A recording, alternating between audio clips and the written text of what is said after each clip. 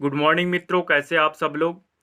आज हम बाल विकास शिक्षण शास्त्र के महत्वपूर्ण टॉपिक करने वाले हैं जिसका नाम है थिंकिंग। थिंकिंग का अर्थ क्या होता है? चिंतन। आइए हम जानते हैं चिंतन कैसे होता है, क्या होता है और कैसे उत्पन्न होता है। ठीक है, जैसे हमारा जीवन है। अब हमारा जीवन संघर्षमय होता है। हमारे जीवन में बहुत सारी उलझने समस्याएं आती है, तो इस समस्या को हम हल किए नहीं होते और दूसरी समस्या आ जाती है। ठीक है, तो इस समस्या को कभी कभी ऐसा होता है कि जो समस्याएं आती है तो बिना प्रयत्न किए हल हो जाता है, और कभी कभी ऐसा होता है कि जो समस्या को सॉल्यूशन को ढूंढने के लिए हमें प्रयत्न करने पड़ते हैं। अब प्रयत्न करेंगे तो हमें चिंतन आएगी, थिंकिंग आएगा, और उन्हीं से उनका विकास होगा जिससे हमारी समस्या का समाधान हो सकता है। ठीक है, इसके बाद हम देखते हैं चिंतन किसी भी समस्या का समाधान करने के लिए हमारे मन में जो विचार उत्पन्न होते हैं वही विचार चिंतन कहलाते हैं। ठीक है, जैसे कि कोई समस्या का समाधान करना है तो हमारे मन में विचार आएगा। अब विचार आएगा, वही क्या कहलाएगा? चिंतन कहलाएगा। ठीक, इसके बाद हम देखते हैं चिंतन का आरंभ समस्या उत्पन्न होने पर होता है। अब चिंतन का आरंभ किससे हुआ? समस्या उत्पन्न होने पर हुआ, तथा समस्या समाधान होने तक यह चलता ही रहता है। ठीक, अब आगे देखते हैं चिंतन का प्रकार। चिंतन का प्रकार सबसे पहला है, चिंतन के प्रकार में स्वालीन चिंतन। क्या है? स्वालीन चिंतन। इसे इंग्लिश में क्या बोलते हैं? ऑटिस्टिक थिंकिंग बोलते हैं। ठीक है, मतलब क्या होता है? स्वयं में लीन रहना। क्या होता है? स्वयं स्वयं में लीन रहना। तो इसे देखते हैं। ठीक, इसे देखते हैं। ऐसी कल्पना करना जिसका कोई वास्तविक स्वरूप ना हो, यह क्या कहलाता है? स्वालीन चिंतन कहलाता है। ठीक है, अब स्वालीन चिंतन की उदाहरण देखते हैं। जैसे क्या है? जैसे छात्र यह कल्पना करता है जब हम पढ़ाई करेंगे तो हम बड़ा अफसर बनेंगे। उसी तरह आप सोचेंगे, जैसे आप बीएड कर रहे हैं। ठीक है, अब बीएड कर रहे हैं तो हम लोग 2022 में सीटेट दिलाएंगे। उसके बाद 2023 में शिक्षक की वैकेंसी आएगा और उसमें डालेंगे और हम शिक्षक बन जाएंगे। ठीक है, तो ये क्या क्या हुआ? स्वालीन चिंतन की उदाहरण है। ठीक है, इसके बाद हम देखते हैं आगे क्या है? आगे है यथार्थवादी चिंतन। क्या है? यथार्थवादी चिंतन। इसे क्या बोलते हैं? इंग्लिश में रियलिस्टिक थिंकिंग बोलते हैं। ठीक है, यह क्या होता है? यह चिंतन वास्तविक से संबंधित होता है। वास्तविक से संबंधित कैसे होता है? एग्जाम्पल के लिए देखते हैं हम। क्या देखते हैं? जैसे कि आपके पहले सेमेस्टर में बीएड कर रहे हो तो पहले सेमेस्टर में आपका कम नंबर आया। ठीक है, अब कम नंबर आया तो आप सेकंड सेमेस्टर में गए तो आप सोचेंगे कि इसमें कम नंबर आया तो अब सेकंड सेमेस्टर में ज़्यादा नंबर लाना है, तो आप खूब मेहनत करेंगे और पाठ्यचर्या के अनुसार अच्छे से तैयारी करेंगे। और क्या करेंगे कि बीएड सेकंड सेमेस्टर की प्रीवियस क्वेश्चन होगा उसे भी आप अच्छे से तैयारी करेंगे, जिससे सेकंड सेमेस्टर में अच्छा से अच्छा नंबर स्कोर कर सकते हो। तो ये क्या है? यथार्थवादी चिंतन का उदाहरण है। ठीक है, इसके बाद हम आगे देखते हैं यह यथार्थवादी चिंतन 3 प्रकार की होती है। ठीक है, 3 टाइप्स ऑफ रियलिस्टिक थिंकिंग। ठीक, अब इसमें सबसे पहला देखते हैं। सबसे पहला क्या है? Convergent thinking. कन्वर्जेंट थिंकिंग का अर्थ क्या होता है? अभिसारी चिंतन। ठीक है, अभिसारी चिंतन क्या होता है?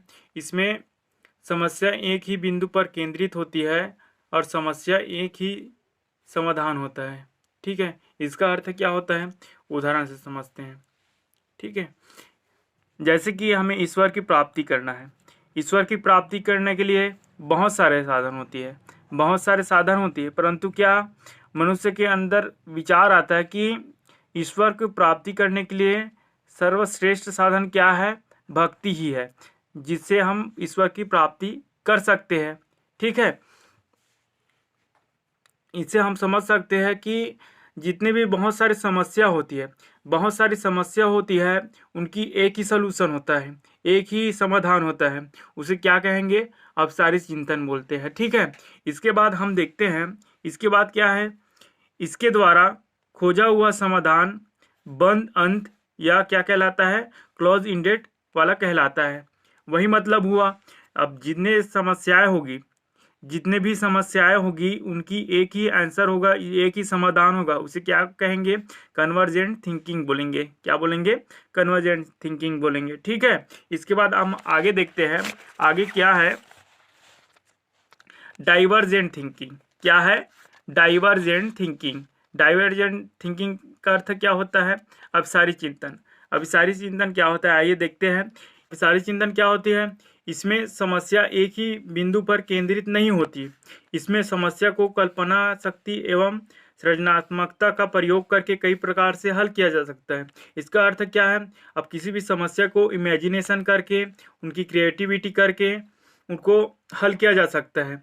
जैसे कि एक कोई समस्या है, उसी समस्या को कई तरह से हल कर सकते हैं, कई तरह से हल कर सकते हैं, उसे क्या कहेंगे, अपसारी चिंतन कहेंगे। ठीक है, इनका उदाहरण देखते हैं। जैसे कि ईश्वर एक है, और इस विषय में चर्चा करने पर विभिन्न व्यक्तियों द्वारा हम अलग अलग प्रकार के विचार मिलेंगे। ठीक है, कैसे विचार मिलेंगे, जैसे कि कोई मुसलमान है, या फिर कोई पंजाबी है, या फिर कोई क्रिश्चियन है, तो ये अलग अलग प्रकार के ईश्वर को मानते हैं, जैसे अल्लाह के रूप में, जैसे गॉड के रूप में, जैसे परवरदिगार के रूप में, अलग अलग रूप में मानता है। लेकिन क्या होता है कि सबका मालिक एक होता है। ठीक है, लेकिन उनके स्वरूप अलग अलग होते हैं, मतलब अलग अलग व्यक्तियों द्वारा अलग अलग प्रकार के विचार मिलेंगे। ठीक है, तो यहाँ किसका उदाहरण होगा, अपसारी चिंतन के अनुसार होगा। और इसके बाद देखते हैं, इसके द्वारा खोजा हुआ समाधान मुक्त अंत वाला कहलाता है, ओपन इंडेड बोलते हैं। ठीक है, ओपन इंडेड क्यों बोलते हैं, जैसे कि कोई एक समस्या है, एक समस्या है, ठीक है, या कोई भी क्वेश्चन है, तो उनकी बहुत सारे समाधान होते हैं, बहुत सारे आंसर होते हैं। ठीक है, उसे क्या कहेंगे, डाइवर्जेंट थिंकिंग बोलेंगे। इसके बाद हम देखते हैं क्रिटिकल थिंकिंग। क्रिटिकल थिंकिंग क्या होता है, आलोचनात्मक चिंतन होता है। ठीक है, इसमें क्या होता है, जैसे गुण और दोषों को देखते हुए किसी बात की स्वीकार करना आलोचनात्मक चिंतन कहलाता है। ठीक है, अब जैसे मैं हूँ, कौन हूँ, भूमि हूँ। ठीक, तो जो मेरे गुण हैं, जो मैं आपको पढ़ा रहा हूँ, बता रहा हूँ, ठीक है, उनको स्वीकार करोगे, और उनसे जो मेरा गुण है उनको दोष को देखोगे, वो स्वीकार करोगे, वही आलोचनात्मक चिंतन कहलाता है। ठीक है, इसके बाद हम देखते हैं चिंतन के सामान्य प्रकार भी होते हैं। सामान्य प्रकार होते हैं, तो चिंतन के सामान्य प्रकार में सबसे पहला क्या है, कॉन्क्रीट थिंकिंग होता है। ठीक है, प्रत्याशात्मक चिंतन होता है, तो इसे क्या बोलते हैं, यह क्या होता है, मूर्त होता है। मूर्त मतलब क्या है, जो दिखाई देता है और देख के सीखते हैं, उसे क्या बोलते हैं, मूर्त बोलते हैं। तो इसमें देखते हैं कॉन्क्रीट थिंकिंग क्या होता है। ठीक है, कॉन्क्रीट थिंकिंग में क्या होता है, जो चीजें दिखाई देती है उनके बारे में चिंतन करना प्रत्याशात्मक कहलाता है। ठीक है, यह चिंतन निम्न स्तर का होता है। जैसे क्या, निम्न स्तर का होता है, जैसे कि हम त्रिशूल देखते हैं, त्रिशूल देखते हैं तो हमें किसकी याद आती है, भगवान शिव की याद आती है। ठीक है, तो यह क्या है, कॉन्क्रीट थिंकिंग है। ठीक है, इसके बाद हम देखते हैं सेकंड। सेकंड क्या है, अब्स्ट्रैक्ट थिंकिंग है। इसका अर्थ क्या होता है, अमूर्त चिंतन होता है। अमूर्त चिंतन जो दिखाई नहीं देता, ठीक है, जो दिखाई नहीं देता, वो क्या कहलाता है, प्रत्यात्मक चिंतन कहलाता है। अब इसे देखते हैं आगे क्या होता है, जो चीजें दिखाई नहीं देती उनके बारे में विचार करना प्रत्यात्मक चिंतन कहलाता है। सही बात है जी। जैसे कि छात्र है, ठीक है, स्कूल में छात्र होता है, तो छात्र, अब अध्यापक आने का टाइम क्या है, 10:40 में पीरियड लगता है, तो वह सोचेगा कि अभी 10:39 हुआ है, 10:40 होते ही अध्यापक पढ़ाने आएंगे।